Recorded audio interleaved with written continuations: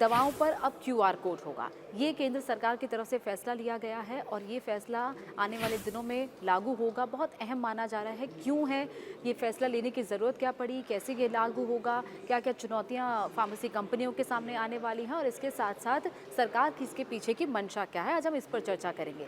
देखिए, सबसे पहले तो ये फैसला जो लिया है केंद्र सरकार ने, ये दरअसल जो औषधि नियम होता है 1945 का, उसमें जो H2 शेड्यूल है उसके दायरे को बढ़ाया गया है। जो 2022-23 में जिस तरीके का H2 शेड्यूल था, अब उसको बढ़ाकर उसमें जो क्यूआर कोड है वो सभी दवाइयों, यानी कि चाहे वो एंटीबायोटिक्स हो, चाहे वो वैक्सीन्स हो, चाहे वो कैंसर की दवाइयाँ हों, इन सभी के लिए को उस दायरे में लाया गया है।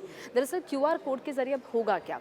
अब आप जब भी कोई दवाई खरीदते हैं, आप चाहे उसको स्ट्रिप के फॉर्म में खरीदें या फिर वो बॉक्स हो या फिर एक छोटी सी बॉटल हो, जब भी आप किसी दवाई को खरीदते हैं तो आप आमतौर पर आप देखते हैं उस पे कंपनी का नाम लिखा होता है, एक्सपायरी, मैन्युफैक्चरिंग डेट लिखी होती है और इसके साथ साथ कुछ ज़रूरी कि ये प्रिस्क्राइब दवाई है, इसको प्रिस्क्रिप्शन के साथ ही ले, ये सब ज़रूरी हिदायतें लिखी होती हैं। लेकिन अब आपकी उन दवाओं पर एक क्यूआर कोड या फिर एक बार कोड होगा। उस क्यूआर कोड को जब आप स्कैन करेंगे तो आपको उस दवाई के बारे में, उस दवाई को किस कंपनी ने बनाया है, वो दवाई कब बनी है, उसकी मैन्युफैक्चरिंग क्या है, उसकी एक्सपायरी क्या है, उसका कॉम्पोजिशन क्या है और इसके साथ साथ वो दवाई किस तरीके उस दवाई में और क्या क्या क्या ऐसी चीज़ें हैं, उसका ब्रांड का जेनरिक नेम क्या है और इसके साथ ही मैन्युफैक्चरर कौन है, उसका बैच नंबर क्या है और साथ ही उसका मैन्युफैक्चरिंग लाइसेंस। ये सारी जानकारी, यानी कि लगभग 8 से 9 जानकारियाँ आपको अब उस क्यूआर कोड या बार कोड को स्कैन करने के बाद मिल जाएंगी। और सरकार की मंशा भी यही है कि जो फार्मेसी कंपनी है वो सारी जो जानकारी है वो ग्राहकों तक पहुंचे, ग्राहकों को उपलब्ध कराए। और यही वजह है कि इसके पीछे की मंशा यही है सरकार की कि हर जो पूरा सिस्टम है फार्मेसी का, दवाइयों का पूरा सिस्टम, वो पारदर्शी हो और यही वजह है कि एक पूरा क्यूआर का सिस्टम लाया जा रहा है। अब बात करते हैं कि इसे लाने की ज़रूरत क्यों पड़ी।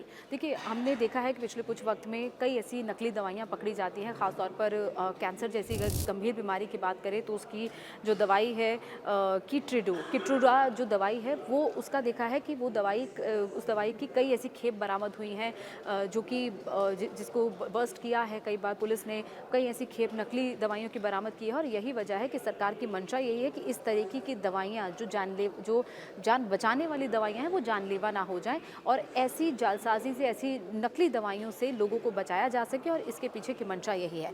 अब नकली दवाओं पर यही सख्त लगाम लगाई गई है सरकार की तरफ से। हर दवा पर एक यूनिक क्यूआर कोड होगा, जैसे मैंने आपको जानकारी दी।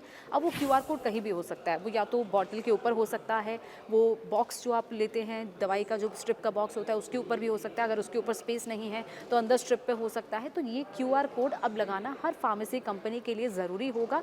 ये अब आपको दवाई में कहीं भी मिल सकता है और अगर किसी भी दवाई पर क्यूआर कोड नहीं है तो उस दवाई को आप ना खरीदें। हालांकि ये अगले 2 साल में लागू होगा, ऐसे में इसके इम्प्लीमेंटेशन में फ़िलहाल वक्त है, लेकिन 2 साल के अंदर अंदर इसका इम्प्लीमेंटेशन होना बहुत ज़रूरी है। ये सरकार की तरफ से नियम बनाया गया है।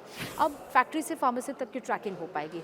दरअसल इसके होता क्या है कि आप मान लीजिए किसी की कोई भी कंपनी है जो कि दवाइयाँ बनाती हैं, वहाँ से दवाई किस तरीके से बनकर आ रही है, वहाँ से लेकर उसके बाद जब वो बीच रास्ते में, यानी कि फार्मेसी, माफ़ कीजिएगा, हॉस्पिटल्स में या फिर किसी भी ऐसी फार्मेसी में पहुंचती है, तो कम से कम वो जो पूरा सिस्टम है उसको ट्रैक किया जा सकेगा। यानी कि जो दवाई फैक्ट्री से निकली वो फार्मेसी वाले के पास पहुंची और फिर वही दवाई आपके पास पहुंची, उस ड्यूरिंग किसी भी तरीके का घपला ना हो, किसी भी तरीके की नकली दवाई आप तक ना पहुंचे, ये मेक श्योर करने के लिए ही इस तरीके का जो ट्रैकिंग सिस्टम है, ट्रैक एंड ट्रेस करने के लिए ये लाया गया है।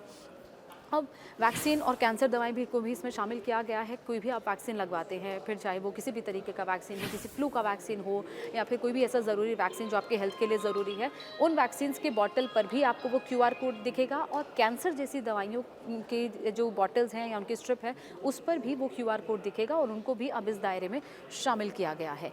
पैकेजिंग से छेड़छाड़ रोकी जाएगी। कई बार आपने देखा है कि कोई भी आप दवाई लेते हैं, उसकी इतनी कॉपी, इतनी असली बना दी जाती है, उसकी नकली दवाई को इस कदर उसका पैकेजिंग किया जाता है कि वो आपको असली लगने लगती है और कई लोगों को ये पता नहीं चलता है, जिसके कारण वो नकली दवाइयाँ कंज्यूम कर लेते हैं और उसके चलते उनकी हेल्थ ठीक होने की बजाय डिटेरियोरेट हो जाती है। और यही वजह है कि पैकेजिंग से किसी तरीके की छेड़छाड़ ना हो पाए। पैकेजिंग जिस भी दवाई की हो रही है वो बिल्कुल सेम हो, सही पैकेजिंग हो, सही पैकेजिंग लोगों तक पहुँचे और यही वजह है कि इस तरीके का क्यूआर सिस्टम लाया गया है।